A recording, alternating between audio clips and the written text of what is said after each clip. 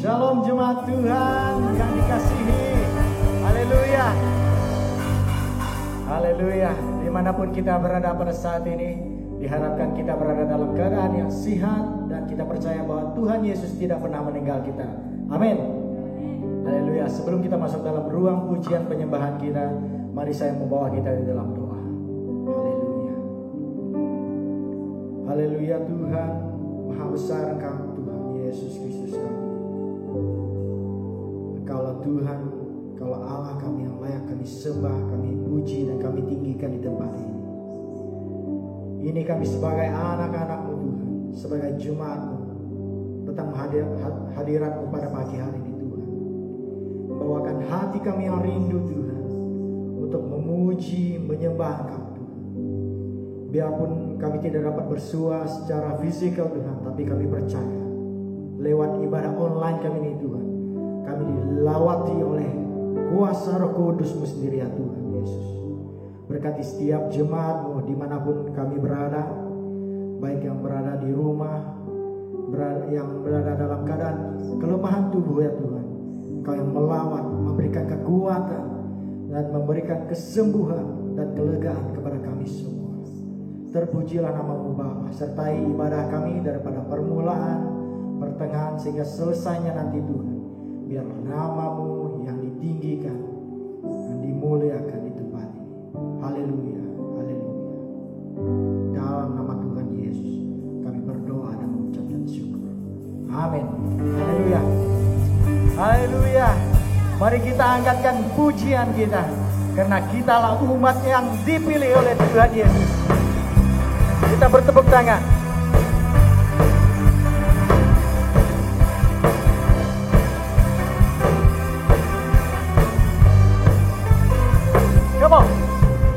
Kita dipilih dan dikuduskan untuk memberitakan perbuatannya. Sekarang saatnya bangkit nyatakan, Yesuslah Raja pemenang. Untuk selamanya Dia berkuasa, dan diberikan bagi kita kerajaan yang tak akan tergoncangkan. Sampai selamanya pengharapan bergelora dalam kita. Kekal mulia nama-Mu Yesus Tuhan.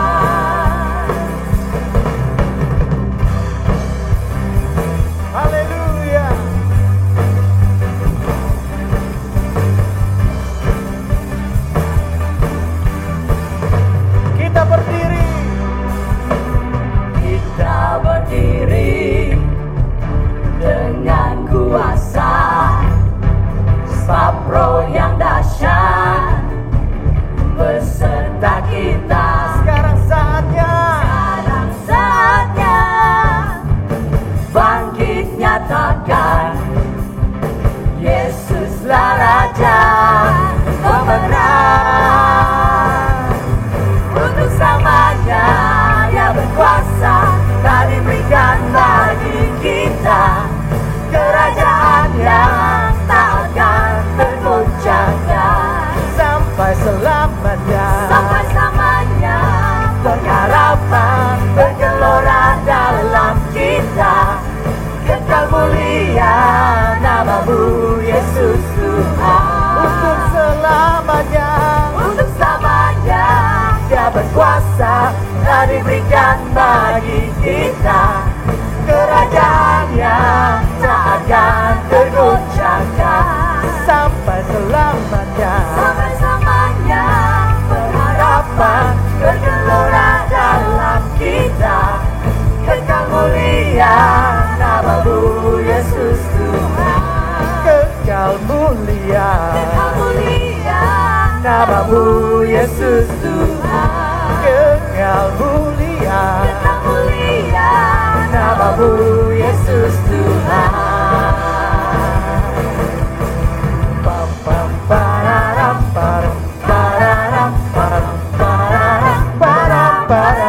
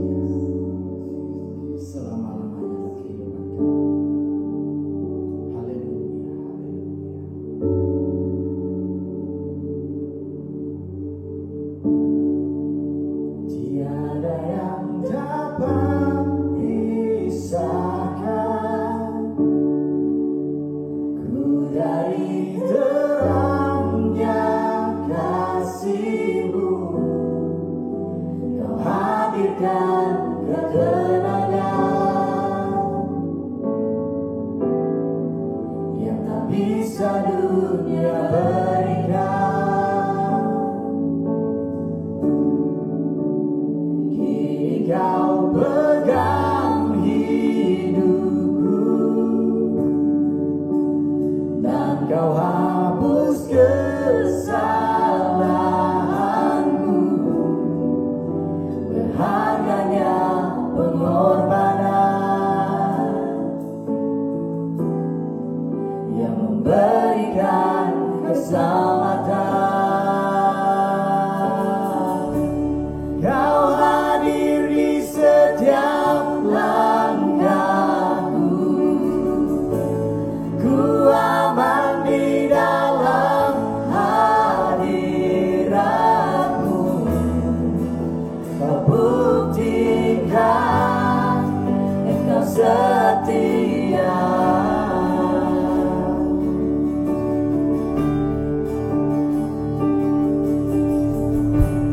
Kan ku angkat tinggi tanganku, tanda ku berserah kepadamu. Selamanya engkau setia.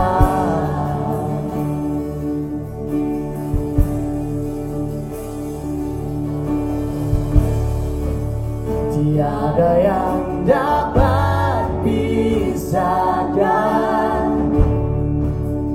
ku dari terangnya kasih-Mu. Kau hadirkan ketenangan yang tak bisa dunia berikan. Kini kau pegang hidupku dan kau hapus kesalahanku. Berharganya pengorbanan yang memberikan keselamatan. Kau hadir di setiap langkahku, ku aman di dalam hadiratmu. Kau buktikan engkau setia. Kan ku angkat tinggi tanganku, kan ku angkat tinggi tanganku, tanda ku berserah kepadamu. Selamanya engkau setia. Oh, your presence, oh, your presence never leaves me, and you'll never forsake me. Oh, your presence never leaves me, and you'll never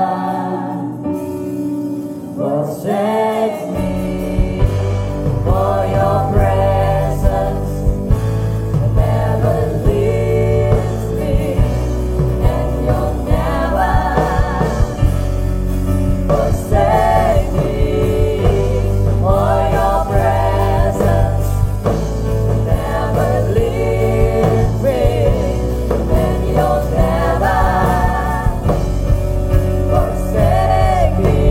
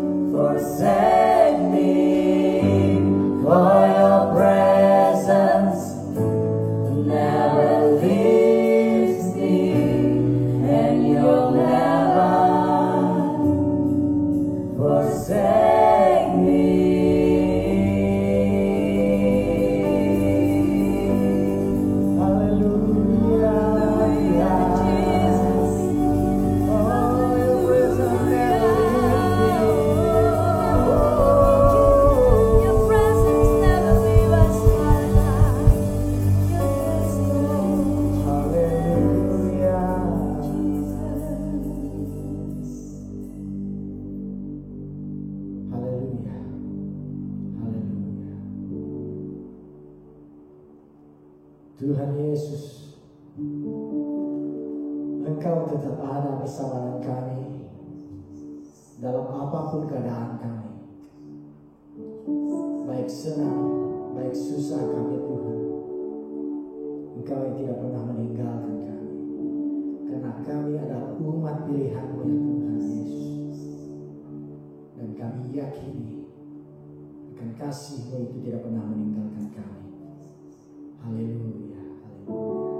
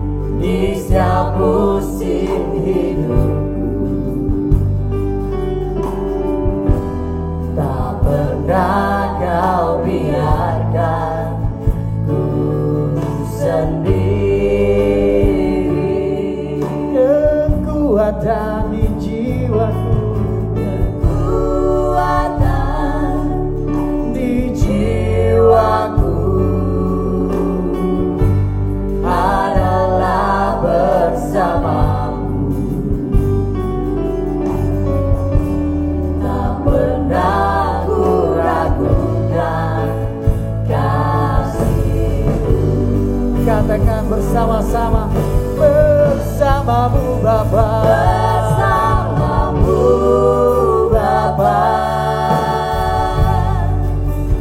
ku lewati sebuah perkenananmu ya Tuhan, perkenananmu ya teguhkan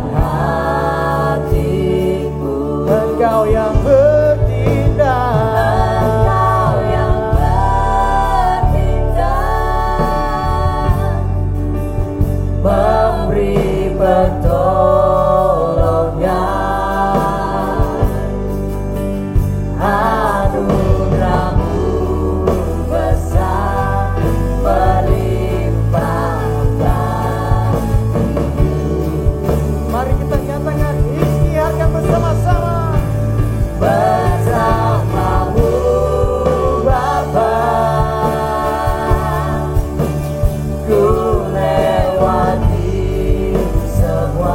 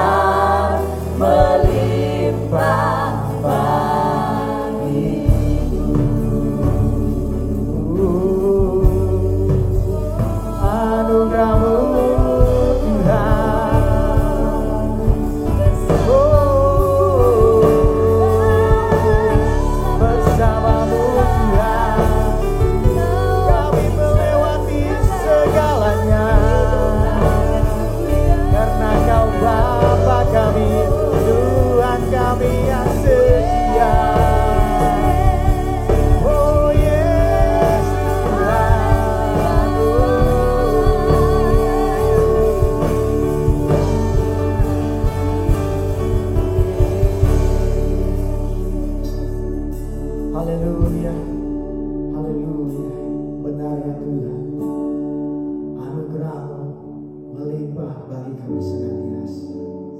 Kami bersyukur karena kami mengenal Engkau dalam kehidupan kami ya Tuhan. Tiada apa yang dapat kami nyatakan, hanya ucapan syukur dan terima kasih serta pujian dan penyembahan yang kami angkatkan hanya untuk kemuliaan nama-Mu. Di dalam nama Tuhan Yesus ini sembah dan puji kami. Amin. Amin. Haleluya. Shalom, selamat pagi sidang jemaat yang dikasihi Tuhan. Hari ini Ahad 15 Agustus. Saya mau menyampaikan berita baik kepada kita, yaitu firman Tuhan yang terambil dari kitab Mazmur pasal 34 ayatnya yang ke-16 sampai dengan 23. Demikian firman Tuhan. Mata Tuhan tertuju kepada orang-orang benar dan telinganya kepada teriak mereka minta tolong. Wajah Tuhan menentang orang-orang yang berbuat jahat untuk melenyapkan ingatan kepada mereka dari muka bumi. Apabila orang-orang benar itu berseru-seru, maka Tuhan mendengar dan melepaskan mereka dari segala kesesakannya.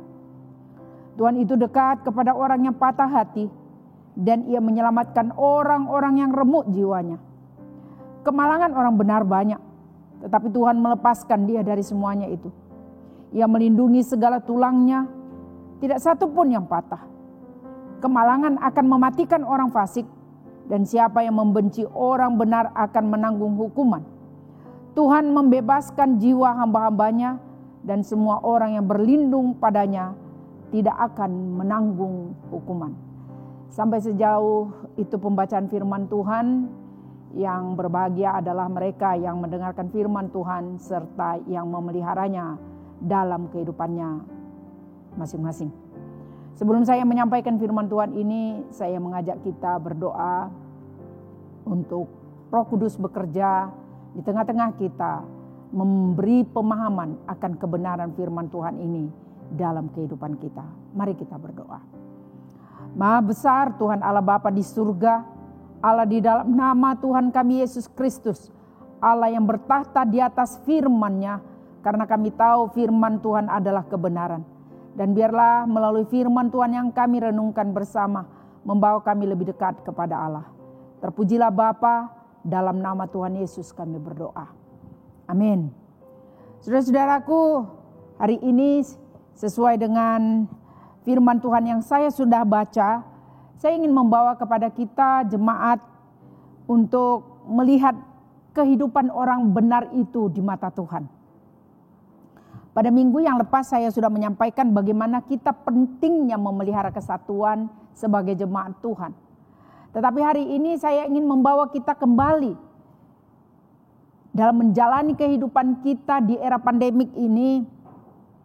Kita perlu satu kehidupan sebagai orang yang telah dibenarkan oleh Tuhan. Ya, di era postmodern ada banyak kebenaran-kebenaran mulai tergoncang. Karena apa? Kebenaran di era postmodern ini telah tidak mutlak. Sehingga saya membawa supaya kehidupan kita sebagai orang benar boleh mengambil satu contoh dan dapat dicontohi oleh orang lain bagaimana sebenarnya kehidupan orang benar itu. Oke, sehingga saya ingin membawa kepada kita firman Tuhan yang sudah saya sampaikan tadi itu, bahwa ternyata mata Tuhan tertuju kepada orang-orang benar. Ya, paling setidak-tidaknya untuk memahami bagaimana cara hidup kita sebagai orang benar di mata Tuhan, ada 3 perkara yang saya ingin sampaikan kepada kita melalui firman Tuhan ini. Pertama, kita mengerti dulu arti tema yang ada. Ya, secara etimologi, apa sebenarnya kehidupan orang benar di mata Tuhan? Ketika saya menyampaikan tema ini, saya mau menjelaskan kepada saudara apa arti kehidupan. apa itu orang benar, siapa itu orang benar, bagaimana mata Tuhan kepada mereka. Ini merupakan secara etimologi yang saya ingin jelaskan kepada kita secara ringkas. Ketika saya berbicara tentang kehidupan, itu merupakan satu kehidupan yang mengalami pertumbuhan. Ya, makhluk hidup yang mengalami pertumbuhan, kita sebut itu kehidupan. Jadi kalau terencat pertumbuhannya, ya, tidak berkembang, ada sesuatu yang rusak di dalam kehidupan makhluk hidup itu. Jadi setiap kehidupan mesti ada perkembangannya, pertumbuhannya, bahkan buahnya. Jadi itulah yang saya ingin gambarkan, kehidupan yang seperti apa. Kehidupan itu mesti bertumbuh dan berkembang. Nah, berbicara tentang orang benar, saya ingin memberikan batasan. Siapa sebenarnya orang benar dalam perkara ini? Ya, karena kebenaran saya kata tadi menurut di era postmodern ini telah mulai tidak ada kebenaran yang mutlak. Sehingga ketika saya berbicara tentang orang benar, siapa sebenarnya orang benar itu? Nah, saya ingin membawa kepada Anda tentang status siapa sebenarnya orang benar. Nah, orang benar itu adalah orang yang telah mengalami pembenaran di dalam imannya kepada Yesus Kristus. Setiap orang yang beriman kepada Yesus Kristus dalam Galatia 2 ayat 16, dia memiliki satu status. Status telah dibenarkan oleh Allah di dalam Yesus Kristus. Jadi setiap kita yang telah menerima Yesus Kristus dalam kehidupannya secara pribadi, ya, status Anda telah dibenarkan di dalam Kristus Yesus oleh karena Anda beriman kepadanya. Jadi dalam teks ini saya ingin mau membawa kepada kita bahwa status Anda sebagai orang benar adalah karena dibenarkan di dalam kebenaran Allah, yaitu Yesus Kristus. Nah, mata Tuhan di dalam Matius yang Mazmur yang saya sudah baca, bahwa mata Tuhan itu tertuju kepada orang-orang benar itu. Sehingga saya mau membawa kepada kita satu konsep bagaimana kehidupan kita apabila mata Tuhan tertuju kepada kita. Ya, saat ini banyak orang membuat video-video supaya orang mengangkat nama dia melalui video-video yang dia showkan, yang dia posting di dalam Facebook, di dalam apa-apa media sosial, untuk menunjukkan bahwa orang itu boleh layak lah untuk boleh ditonton atau dilihat. Nah,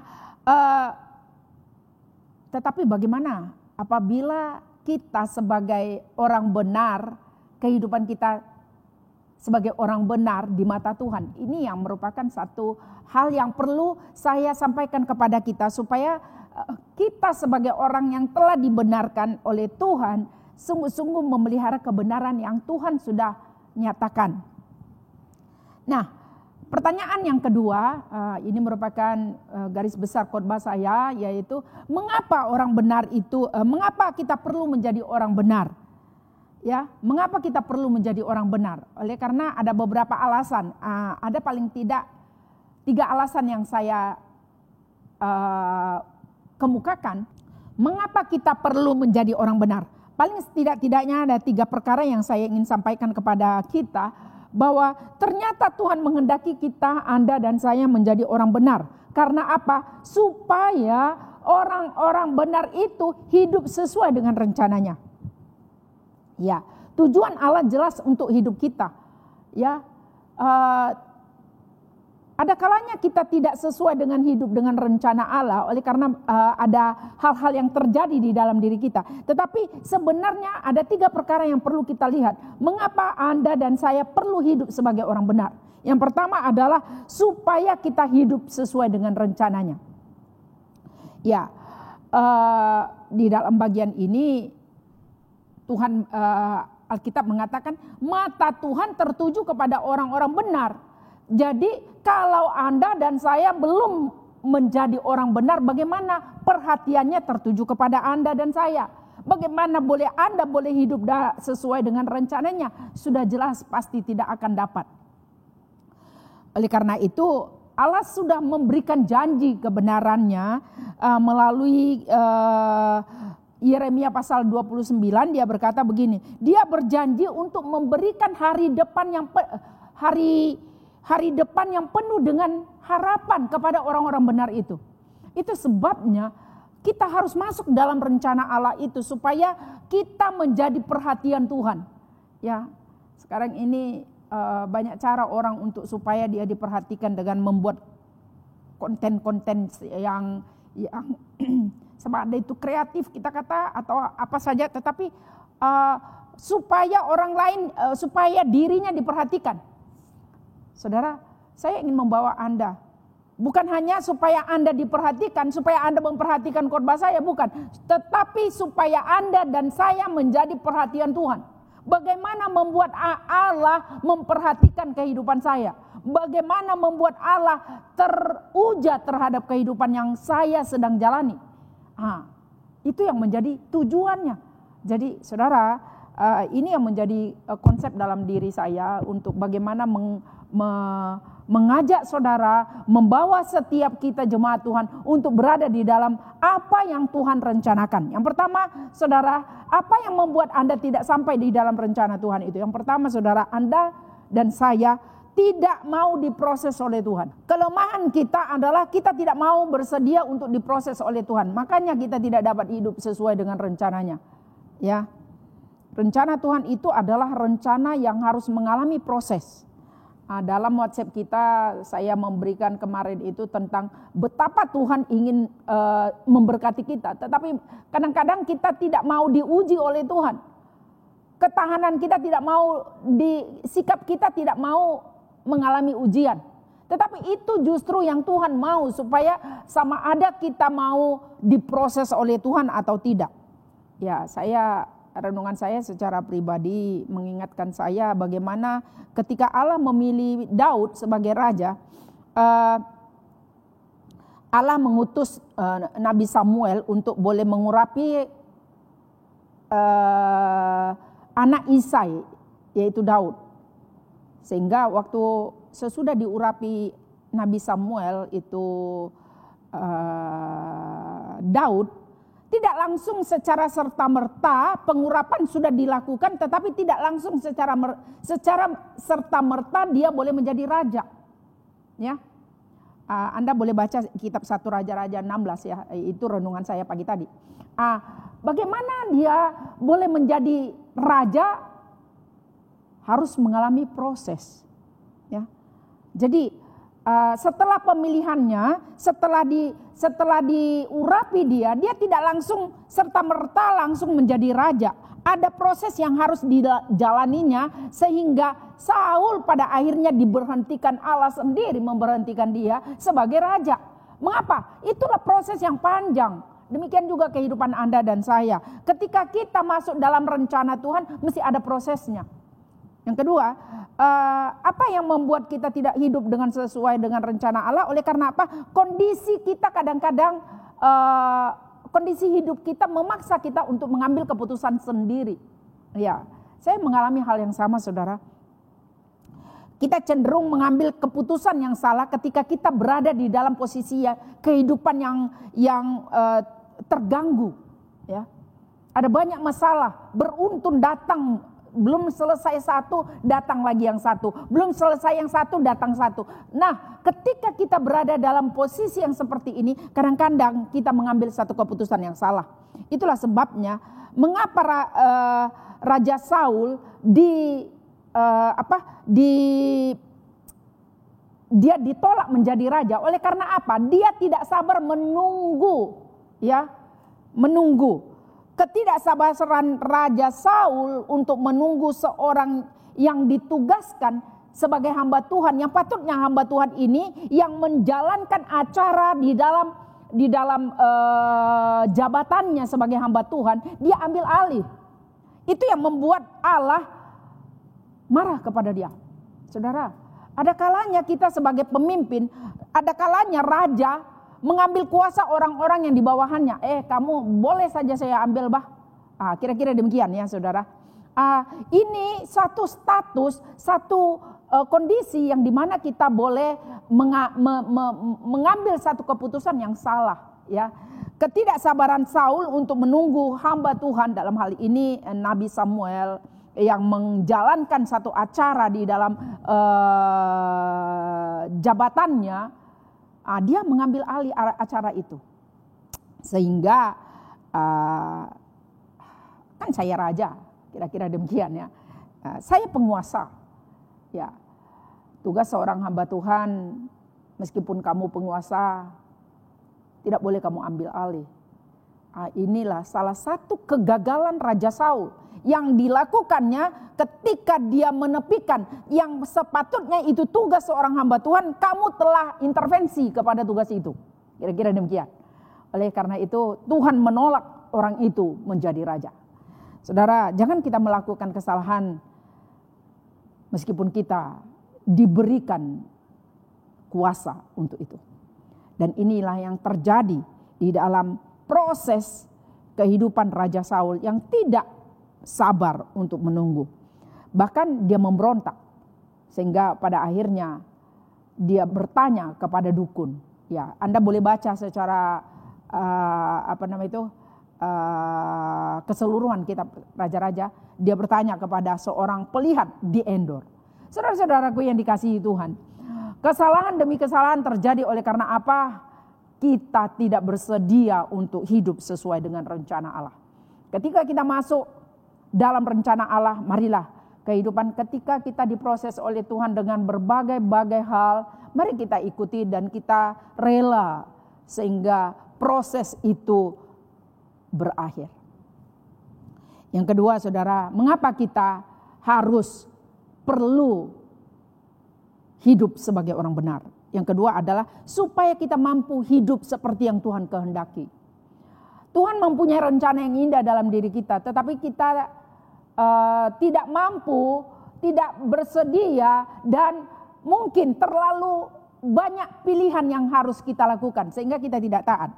Jadi bagaimana supaya kita mampu untuk hidup dalam rencana Allah?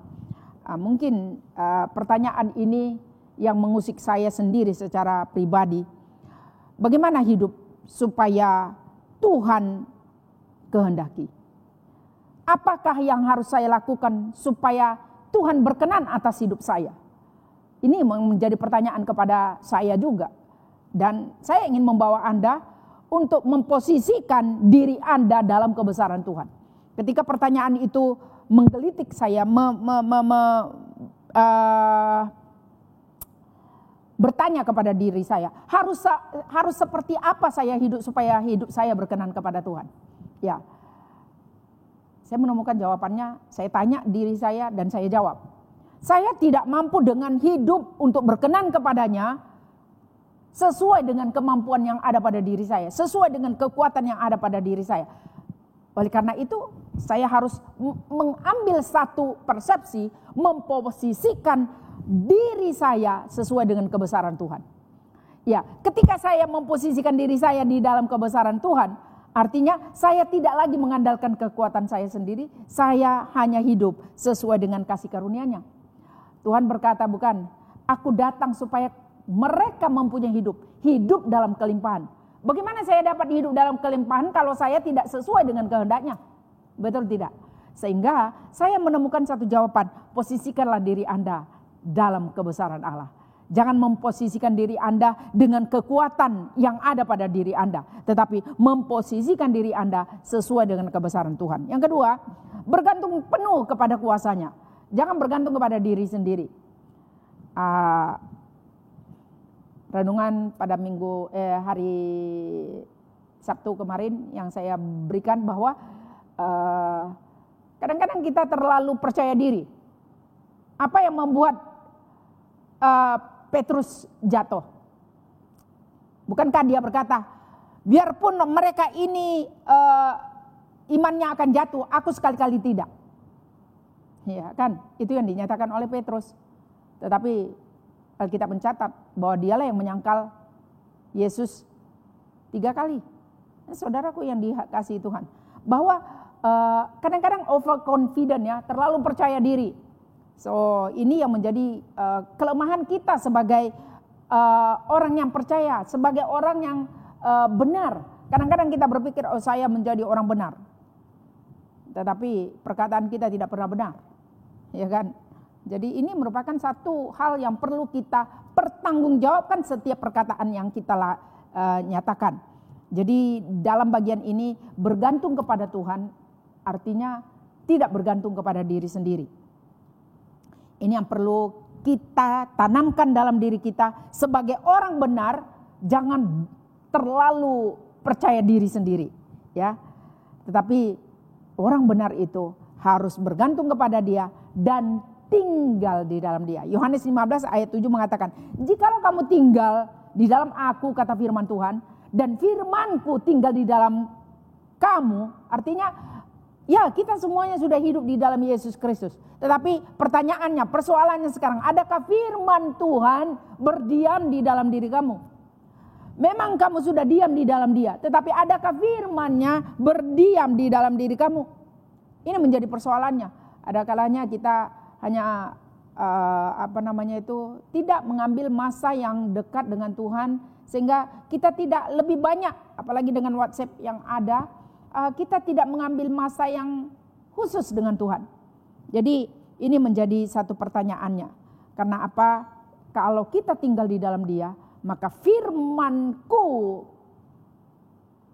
harus ada di dalam dirimu. Karena apa? Mintalah apa saja yang kamu kehendaki, kamu akan menerimanya. Ada kalanya hal inilah yang menjadi kelemahan-kelemahan dalam diri kita, sehingga kita tidak dapat memposisikan diri kita. Kita tidak mampu hidup sesuai dengan kehendak Tuhan. Yang ketiga, mengapa kita perlu hidup sebagai orang benar? Oleh karena supaya kita boleh menghadirkan kerajaan Allah di muka bumi ini. Ini tiga alasan ya. Yang pertama tadi supaya kita hidup dalam rencananya. Yang kedua supaya kita hidup dalam kehendaknya. Dan yang ketiga adalah supaya kita menghadirkan kerajaan Allah di muka bumi ini. Matius 6 ayat 33 pernah berkata begini. Carilah dahulu kerajaan Allah dan segala isinya, maka semuanya itu akan ditambahkannya kepadamu. Carilah kerajaan Allah. Artinya kita tidak perlu mencari-cari seperti mencari jarum yang jatuh. Bukan. Allah mau kita menghadirkan kerajaannya di muka bumi ini. Di tengah-tengah pandemik yang ada. Di tengah-tengah kondisi yang ada. Di tengah-tengah dunia di mana kita tinggal. Allah mau supaya kita menghadirkan kerajaannya. Itulah sebabnya kita perlu tinggal di dalamnya. Nah, sehingga kadang-kala kita berpikir kerajaan Allah yang seperti apa yang perlu kita hadirkan. Kerajaan Allah itu bukan terdiri daripada makanan dan minuman, kata Paulus. Tetapi kerajaan Allah itu adalah damai sejahtera, ya, dalam sukacita oleh Roh Kudus. Jadi artinya ketika kita berpikir bahwa bagaimana untuk menghadirkan damai sejahtera, kita harus menjadi orang benar. Ya, memang kita tidak pungkiri sedang berada dalam gejolak dari kondisi perpolitikan kita. Tetapi bukan berarti kita sebagai orang percaya tidak boleh menghadirkan damai sejahtera. Meskipun dalam kondisi yang seperti apa. Tuhan mau kita menghadirkan kerajaan Allah di muka bumi ini. Supaya damai sejahteranya bernaung di tengah-tengah di mana kita berada. Saudara-saudara, inilah bagaimana kita perlu hidup sebagai orang benar. Karena apa? Karena kebenaran di dalam Kristus Yesus perlu ada dan kita implementasikan di mana kita berada. Dan yang terakhir, bagaimana kehidupan orang benar itu di mata Tuhan. Saya ingin membawa Anda untuk terdorong dan melihat kelebihan-kelebihan yang ada ini. Keistimewaan-keistimewaan yang ada ini. Karena apa? Keistimewaan itulah yang mendesak kita pada saat ini untuk hidup sebagai orang benar. Yang pertama, saudara, karena orang benar itu menjadi perhatian utamanya Tuhan. Allah mata Tuhan tertuju kepada orang-orang yang benar. Dan telinganya kepada teriak mereka minta tolong. Artinya kita sebagai orang benar menjadi perhatian Tuhan. Yang kedua, seru doa kita didengar oleh Tuhan. Dan yang terakhir, Tuhan melepaskan kita dari segalanya. Dikatakan dalam ayat 20, kemalangan orang benar itu banyak, tetapi Tuhan melepaskan dia daripada semuanya itu. Saudara, ini menjadi kekuatan dan kesyukuran saya sebagai orang yang telah dibenarkan oleh Tuhan. Saya percaya bahwa kebenaran itu adalah kebenaran yang sejati. Ketika Allah berkata bahwa mata Tuhan tertuju kepada orang-orang benar, siapa orang benar itu? Anda dan saya sebagai orang yang benar, yang telah mengalami pembenaran dalam Tuhan. Tuhan mau supaya kita dibenarkan, bahkan juga dikuduskan dalam kebenarannya. Meskipun ada kalanya kita oleh karena keterbatasan kita jatuh dalam dosa, tetapi Allah berjanji bahwa Dia akan menguduskan kehidupan orang benar itu.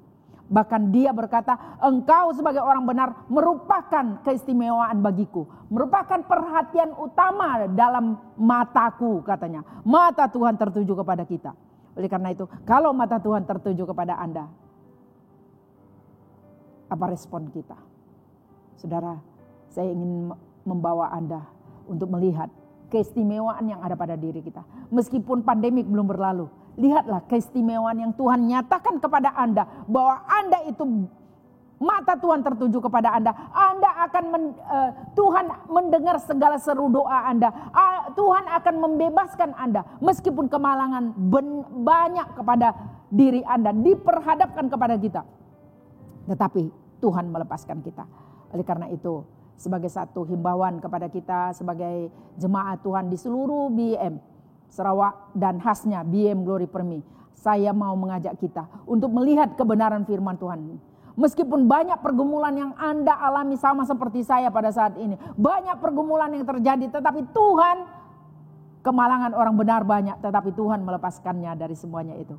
Itulah sebabnya saya mendorong kita untuk tetap melihat kepada firman Allah yang adalah kebenarannya, menjamin kehidupan setiap kita orang percaya. Tuhan memberkati kita, mari kita berdoa. Bapa di sorga, terima kasih karena Tuhan sudah mendengarkan firman. Kami telah mendengar firman Tuhan ini, biarlah firman-Mu ini menjadi terrealisir dalam kehidupan kami. Sehingga Bapa di sorga, dalam segala kemelut kehidupan pun kami tetap memposisikan diri kami sebagai orang benar. Karena kami tahu bahwa Tuhanlah yang membenarkan kami. Bahkan Tuhanlah yang akan membebaskan kami. Tuhanlah yang menjamin kami. Karena mata Tuhan tertuju kepada orang-orang yang benar. Meteraikan firman-Mu ini di dalam kehidupan jemaat-Mu. Di dalam nama Tuhan kami Yesus Kristus. Amin. Soli Deo Gloria.